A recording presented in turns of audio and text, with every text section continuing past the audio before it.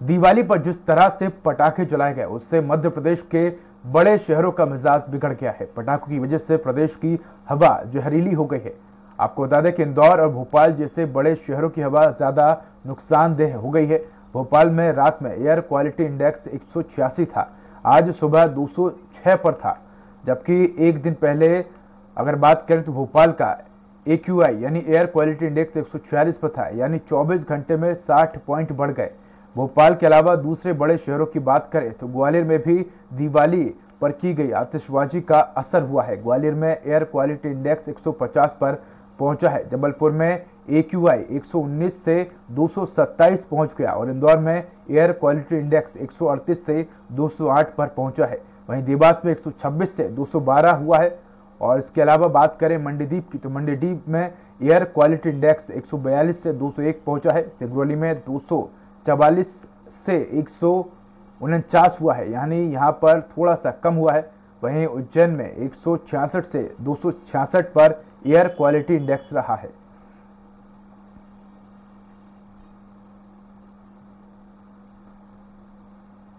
तो मध्य प्रदेश के तमाम शहरों में दिवाली के बाद एयर क्वालिटी इंडेक्स जो है उस पे ग्राफ में बढ़ोतरी देखी गई है और एयर क्वालिटी इंडेक्स जो है वो खतरे के निशान पर पहुंचता हुआ नजर आ रहा है। तो जो शहर की आबो हवा है वो प्रदूषित हुई है। तो भोपाल, इंदौर, ग्वालियर, उज्जैन और तमाम जो बड़े शहर हैं वहां पर एयर क्वालिटी इंडेक्स के ग्राफ में बड़ी बढ़ोतरी हुई है।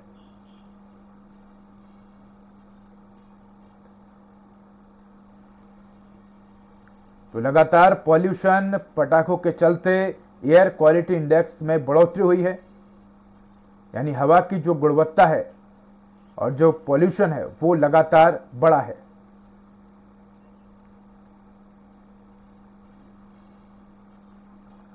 तो बड़ी खबर आपको भोपाल से बता रहे हैं, जहां दिवाली पर जिस तरह से पटाखे चलाए गए उसको लेकर मध्य प्रदेश के बड़े शहरों का जो एयर क्वालिटी इंडेक्स है उसमें बढ़ोतरी देखी गई है। पटाखों की वजह से प्रदेश की हवा जहरीली हो गई है। इंदौर और भोपाल जैसे बड़े शहरों की हवा जो है वो ज़्यादा नुकसानदेह हो गई है।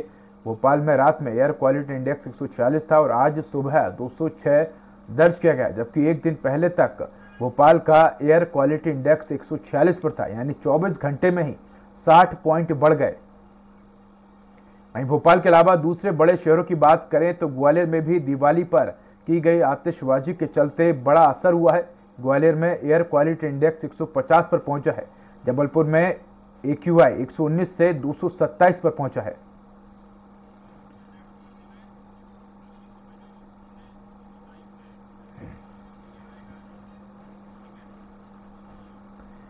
तो ऐसी खबर पर अधिक चर्चा करने के लिए भोपाल से हमारे साथ सहयोगी संजय डोंगर दिबे जुड़ चुके हैं, साथ ही जबलपुर से अरविंद जी जुड़ चुके हैं। मैं रुक करूंगा भोपाल का।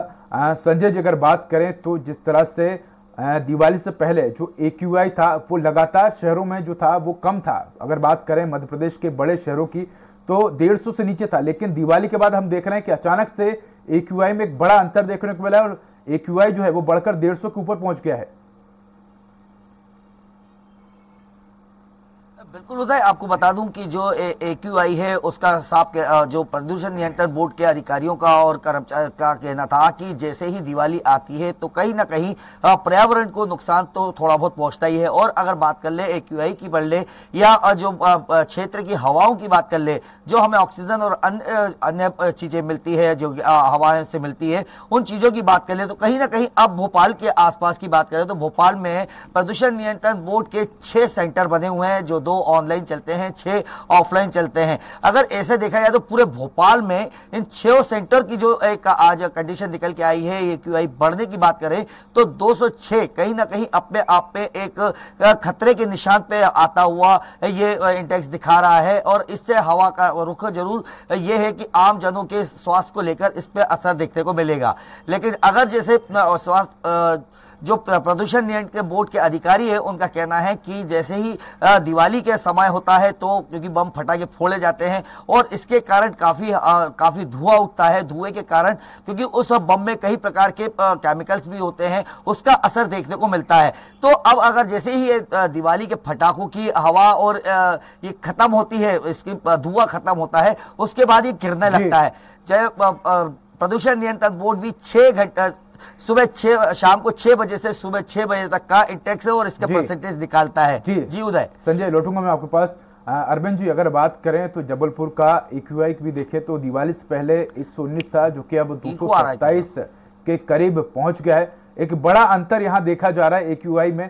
अगर बात करें तो AQI बढ़ने से कहीं ना कहीं कई तरह की दिक्कतें, कई तरह की परेशानी होती है, क्योंकि हमने देखा कि जब AQI बढ़ जाता है लोगों को तमाम तरह की स्वास्थ्य संबंधी बीमारी होती है और भी कई बीमारियां जो हैं वो AQI बढ़ने से होती हैं। देखिए, जबलपुर का एयर क्वालिटी इंडेक्स पहले भी ठीक नहीं था।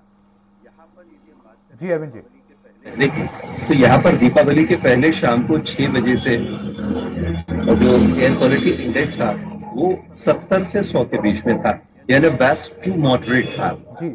ये ठीक है, इसको यदि हम इस ढंग से देखें तो ठीक है, लेकिन जबलपुर शहर का जो आबो हवा है इसके पहले भी पूरी तरह से प्रभावित रही है और उसकी सबसे बड़ी वजह थी यहाँ पर पूरे आधे से ज्यादा शहर में चल रहे 2 बड़े फ्लाईओवर का निर्माण, जिसकी वजह से यहाँ पर सड़कें खोदी गई हैं, नालियां खोदी गई हैं, सीवर लाइन पाइपलाइन डालने का काम चल रहा है और इससे उठने वाली जो धूल है वो पहले ही शहर के आधे से ज्यादा लोगों के फेफड़े पूरी तरह से प्रभावित कर चुकी है।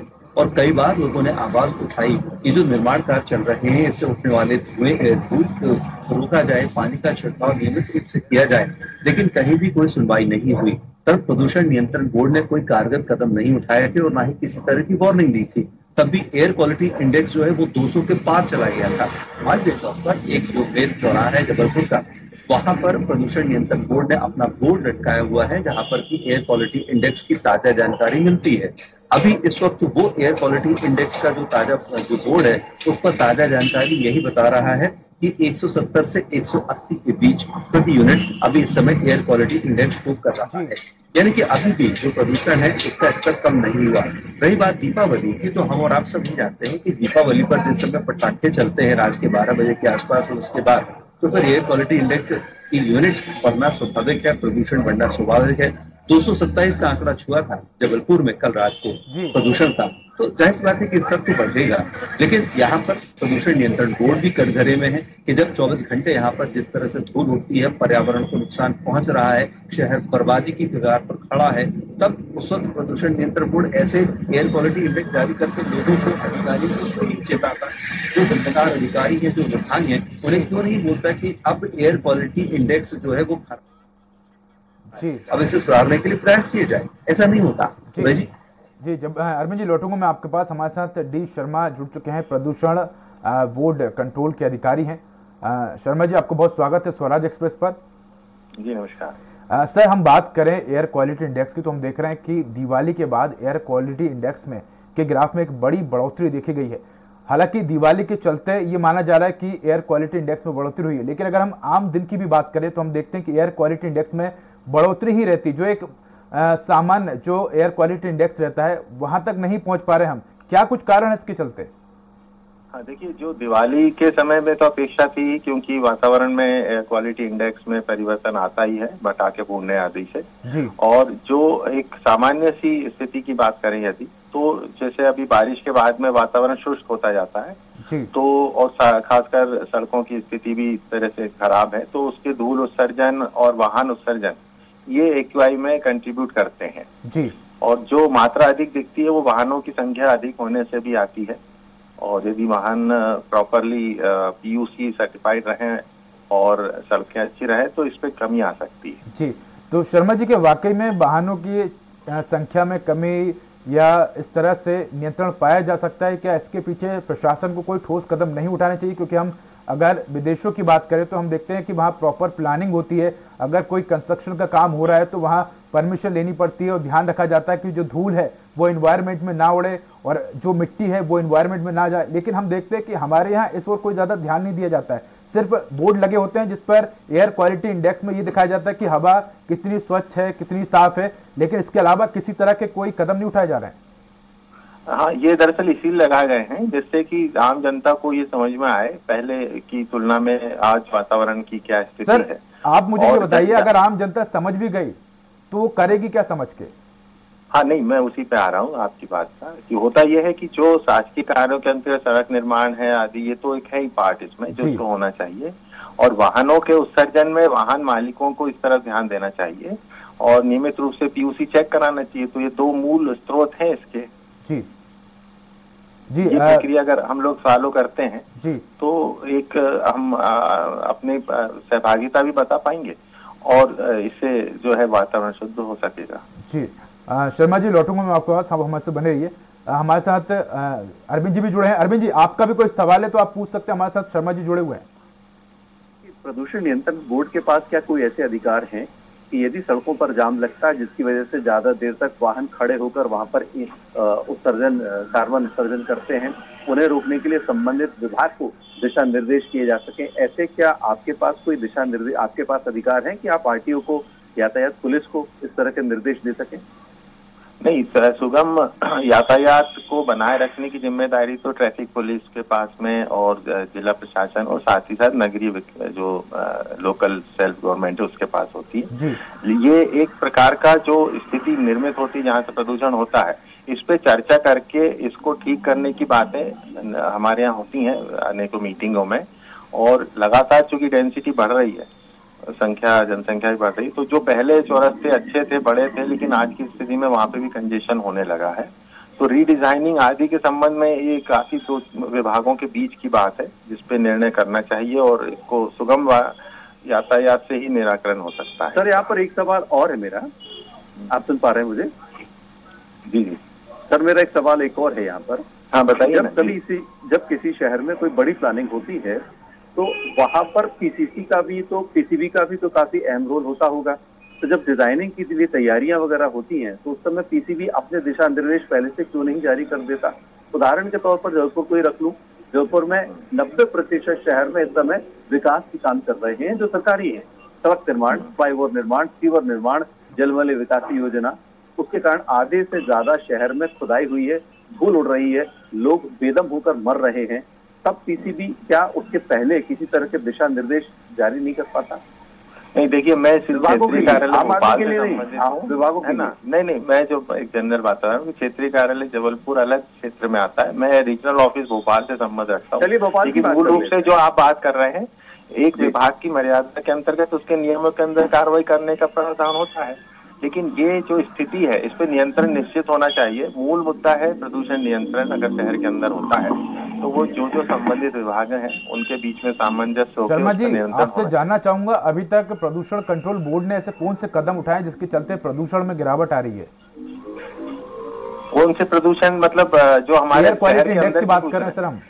हाँ, एयर क्वालिटी इंडेक्स में जो नेशनल क्लीन एयर प्रोग्राम है उसमें हम लोगों ने जो है सभी विभागों के साथ बैठक करके जी वो इनको इस तरह से सड़कों के सुधार आदि के बारे में एक चर्चा होती है और उसके बाद उसमें सुधार करके जो है विभाग उसको धूल उत्सर्जन नियंत्रण की मेन है जो सड़कों से उसकी बात होती है। ट्रैफिक विभाग है, उनको जो है वाहन उत्सर्जन नियंत्रण के संबंध में, वाहन पर में जो फ्यूल है उसमें एडल्ट्रेशन ना हो उसके लिए संबंध विभाग। तो ये जो मूल पॉइंट है इनके ऊपर लगातार जो है इस तरह से हम लोग चर्चा में भाग लेते हैं। तो बहुत हो रही है लेकिन हमको जमीनी हकीकत नजर नहीं आ रही। हम देखते हैं, अगर आप सुबह भी निकल जाएंगे अगर सड़कों पर, तो हम देखते हैं नगर निगम के कर्मचारी जो है वो जो सड़कों की सफाई करते हैं झाड़ुओं से, तो पूरी धूल जो है वो एयर में मिल जाती है। उनके पास भी किसी प्रकार के प्रॉपर उपकरण नहीं होते जिसके चलते इस तरह से जो धूल उड़ रही है हवा में उसको रोका जा सके। गाड़ियों की रोकथाम, जब गाड़ियां जाती हैं घंटों ट्रैफिक सिग्नल पर खड़ी रहती हैं और इससे धुआं निकलता रहता है। सर, ये कदम उठाने की आप बात तो कर रहे हैं लेकिन नजर नहीं आ रहा कहीं। नहीं, नजर इसमें जैसे मूल चीज जो है कि धूल जो है वो बारिश के बाद में जो मिट्टी आई और सड़कें खराब होने से उड़ रही है, ये बिल्कुल सत्य है, इसमें कोई दो राय नहीं है। सुधार करने से नियंत्रण हो सकता है। जो सड़क निर्माण से संबंधित विभाग हैं उनको इसमें सुधार करने से ये सुधार हो सकता है। जी जी जी। सवाल यहाँ पर एक और है कि देखिए, यहाँ पर एक और सवाल उठता है कि जिस तरह से जिस तरह से माइनिंग की खुदाई के पहले पॉल्यूशन कंट्रोल बोर्ड के तमाम कड़े नियमों का पालन करना होता है, सहमति देनी होती है, क्या सड़क की खुदाई उसके पुनर्निर्माण के लिए भी विभागों को इस तरह की सहमति और कड़े नियमों की शपथ देनी पड़ती है क्या पीसीबी को? नहीं, ऐसी कोई व्यवस्था नहीं है, लेकिन हाँ ये जरूर है कि विभागों को जो सड़क निर्माण के समय में यही दिक्कत है शर्मा जी। दिक्कत ये है कि हम जहाँ से आम आदमी अफेक्टेड है, दिक्कत ये कि पॉल्यूशन कंट्रोल बोर्ड की उन नीतियों में वो चीजें शामिल नहीं है। निश्चित रूप से हम लोग नीतिगत बात कर रहे हैं, आप व्यक्तिगत ना लें और ना ही किसी जिले से संबंधित, पूरे प्रदेश के लिए मैं एक नीतिगत बात कर रहा हूँ कि प्रदूषण नियंत्रण कंट्रोल बोर्ड के तहत ये नीति जरूर बनना चाहिए कि जमीन भले ही 1 फुट कहीं पर भी खोदी जाए, पीसीबी को उसमें जरूर इन्वॉल्व किया जाए, क्योंकि आप ही एक ऐसी संस्था है जो कि प्रदेश की नहीं पूरे देश की आबो हवा को सुव्यवस्थित और पर्यावरण से भरपूर रखने की व्यवस्था आप ही करते हैं। तो जाहिर सी बात है कि इन नियमों को भी उसमें शामिल करना चाहिए। हो सकता है शायद ये सुझाव है ये शायद अगली बार किसी विधानसभा सत्र के दौरान सदन में उठे और फिर यहाँ पर एक तरह का कानून भी पारित हो। शर्मा जी बिल्कुल, ये जो एयर क्वालिटी इंडेक्स को दिखा रहे हैं, इसमें सबसे मूल बात सिर्फ पब्लिक को दिखाना नहीं है। जो आप बात कह रहे हो मूलतः यही है इसके पीछे कि आपने धूल उड़ना बताया, लेकिन उसका असर कितना हो रहा है ये एयर क्वालिटी इंडेक्स से पता चलता है, जो पहले नहीं थी। और लगातार हम लोगों का प्रयास है कि हम लोगों ने स्टेशन बढ़ा रहे हैं। अभी हमने पर्यावरण परिसर में एक नया स्टेशन चालू किया है और एक हम कलेक्टर ऑफिस के वहां भी नया स्टेशन चालू कर रहे हैं। हमारा उद्देश्य, और ये डेटा हम लोग डायरेक्टली सेंसर से सीधा दिल्ली जाता है, इसको किसी प्रकार के छेड़छाड़ नहीं कर सकते। तो हम लोगों का उद्देश्य बिल्कुल स्पष्ट है कि हम वास्तविकता में जो क्वालिटी है, एयर क्वालिटी, उसको सामने लेके आए। आज जो चर्चा परिचर्चा हो रही है वो सिर्फ इस वजह से क्योंकि एयर क्वालिटी इंडेक्स दिखने लगा है और हम लोग ज्यादा से ज्यादा उसको पब्लिक के सामने ला रहे हैं ताकि हम लोगों के ऊपर भी दबाव रहे, दूसरे भागों में भी रहे और हम इसको सुधार कर सके।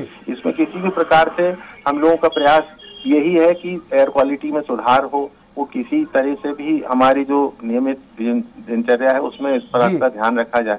शर्मा जी कह सकते हैं कि जिस तरह से जो अलग अलग डिपार्टमेंट है वो सक्रिय रहते हैं, ऐसी ही भूमिका पर्यावरण प्रदूषण कंट्रोल बोर्ड भी निभाए और जो एयर क्वालिटी इंडेक्स है उसमें सुधार हमको देखने मिले जमीनी स्तर पर। शर्मा जी धन्यवाद आपका, आप हमारे साथ जुड़े। मैं रुक करूंगा, इंदौर का हमारे साथ विकास जुड़े हैं। विकास, अगर बात करें तो इंदौर स्वच्छता में तो नंबर 1 है, लेकिन एयर क्वालिटी इंडेक्स के जो आंकड़े हैं वो चौंकाने वाले हैं। हम देख रहे हैं कि इंदौर का जो हवा है, ताजो हवा है, वो भी खराब होती जा रही है।